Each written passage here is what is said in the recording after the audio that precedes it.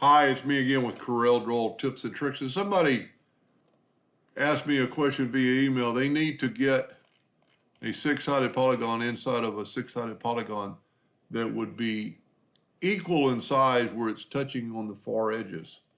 It is a smaller polygon because if you rotate this 130 degrees, you can see that it's and that's how he did it. He contoured or held down the shift key.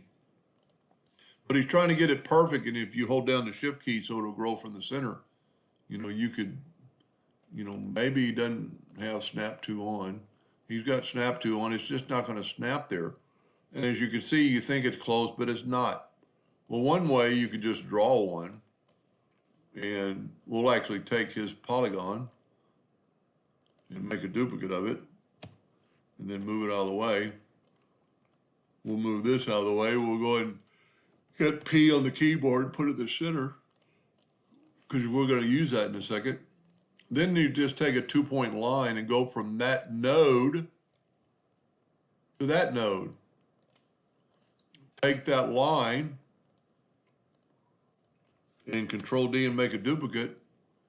Double click on it and put your rotation in the center. Double click on it again to see if you've got it. And it didn't work because it's probably checking on the duplicate. Now we're going to rotate that 60 degrees, Control D, 120 degrees, Control D, Control D, Control D. Now you have a six-sided polygon inside of a six-sided polygon. Well, to put all those lines together, we need to take the Smart Fill tool, and we'll move that out of the way. We'll take our other old polygon out of the way. We'll get rid of our lines.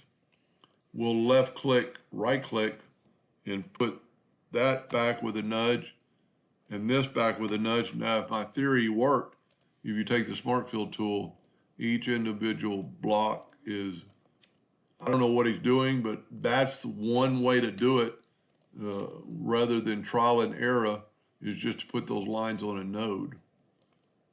Pretty cool. Hope that helped. Thank you for watching.